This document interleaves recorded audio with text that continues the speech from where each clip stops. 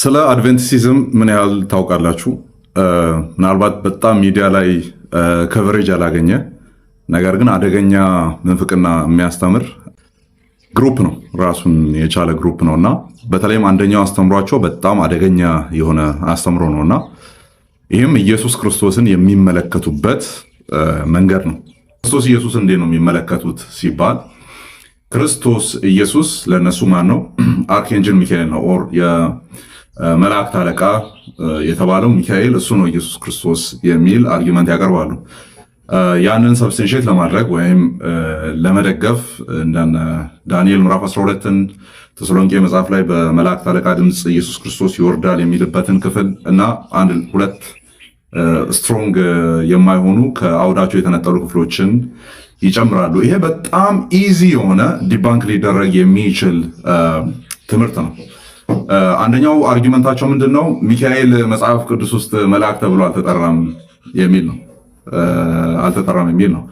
ይሄ ሲባል ወዲያውኑ መልአክ ከሚል ጋር አእምሯችሁ ውስጥ ሊመጣ የሚችለው የመጽሐፍ ቅዱስ ክፍል ራእይ ላይ ያለው ሚካኤልና መላእክቱ ዘንዶም ተዋጉ የሚለው ክፍል ነው። ደን የእነሱ አርጊመንት የሚሆነው ሚካኤልን ነጥሎ መላእክቱ ብሎ ሌላውን ነው የጠራው እንጂ ሚካኤል መልአክ አይደለም የሚል ነው። በጣም ትልቁ አርጊመንታቸው መልአክ ተብሎ አልተጠራም የሚል ነው።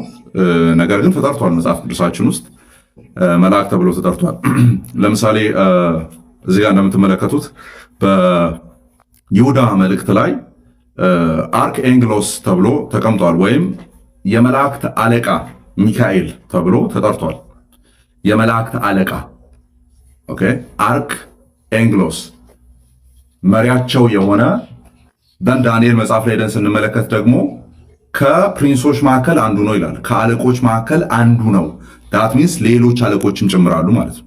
ሌሎች አለቆችም ጭምራሉ። ደን ሚካኤል ከአለቆች መካከል አንዱ መሆኑ ደን ኢየሱስ ክርስቶስን እነሱ ሚካኤል አድርጎ መመልከታቸው ምን አይነት ሄሬሲ ያመጣል ሲባል ሌሎች አለቆች ስላሉ ከሌሎቹ ከአለቆቹ አንዱ የሆነው ሚካኤል ብሎ ስለሚናገር ደን ኢየሱስ ክርስቶስ ሚካኤል የሚሆን ከሆነ ሌላ የሚካኤል ያክል ታይትል ያለው አለቅነት ያለው ሌሎች ፕሪንሶች ስላሉ ሌሎች አለቆች ስላሉ ዱፕሊኬት የተደረጉ ሌሎች መላእክት አሉ። ወይም መላእክት አይደሉም ቢባል እንኳን ሌሎች ከመላእክት የተለየ አይነት ፐርሰናሊቲ ያላቸው ማንነት ምንነት ያላቸው ፍጥሯን አሉ ማለት ነው። ከአለቆች አንዱ ስለሚል ከአለቆች አንዱ ማን ነው? ሚካኤል ነው። ስለዚህ ሌሎች አለቆች አሉ። ስለዚህ ሚካኤልን የመሰሉ ፍጥረታቸው ማንነታቸው የሚለይ ሌሎች አይነት ፍጥረታት አሉ። ደን እየበዛ ይመጣል። ኢየሱስን የነሱን ኢየሱስ የሚመስል እየበዛ ይመጣል ነው። መጽሐፍ ቅዱሳችን በይሁዳ መልእክት ላይ በተቀመጠው መሰረት እዚህ ክፍል ላይ ምንም አይነት ቴክስቹዋል ችግር የማይነሳበት ክፍል ነው። የቴክስቹዋል ቫሪያንት ችግር የማይነሳበት ክፍል ነው። አይ በግሪኩ የለም በግሪኩ አለ የሚል አይነት ክርክር ውስጥ እንዳይገባ ማለት ነው። ምንም ችግር ከሌለባቸው ክፍሎች ውስጥ አንዱ ይሄ ክፍል ነው። ስለዚህ ኢየሱስ ክርስቶስን ወደ መልአክ ደረጃ ማውረድ ትልቅ መንፍቅና ነው። ትልቅ መንፍቅና ነው። ራሱን በቲዮፈኒ ገልጧል የሚል ከሆነ ትምህርቱ እሱ ችግር አይኖረውም። ብሉይ ኪዳን ላይ ስፔሻል ኤንጅል ኦፍ ያህዌ ኢዝ ያህዌ ሂምሰልፍ በምንለው ማለት ነው የእግዚአብሔር ልዩ መልእክተኛ መልአክ ራሱ እግዚአብሔር ነው፣ ወይም በዛ መልክ ራሱን ገለጠ። መልአክ ነው አይደለም እያልን ያለ ነው። በዛ መልእክተኛ መልክ ራሱን ገለጠ በሚለው ትምህርት ከተካሄደ አባቶችም አሉት በጤነኛው የክርስትና ላይን ውስጥ ያ ኢንተርፕሪቴሽን ያለና የነበረ ስለሆነ ተቀባይነት ይኖረዋል። የሚያሳስብ አይሆንም እሱ። ነገር ግን ራሱ መልአኩ ነው፣ ማንነቱ ምንነቱ ባህሪውም መገለጫው መልአኩ ነው የሚለው ግን ክርስቶስ ላይ የሚሳለቅ በጣም አደገኛ ምንፍቅና ትምህርት ነው ማለት ነው። ስለዚህ እዚህ ክፍል ላይ ይሁዳ ላይ እንደምንመለከተው የመላእክት አለቃ ይለዋል ማለት ነው። አርክ ኤንጅል መልአክ ነው፣ ግን አርክ ነው፣ መሪ ነው።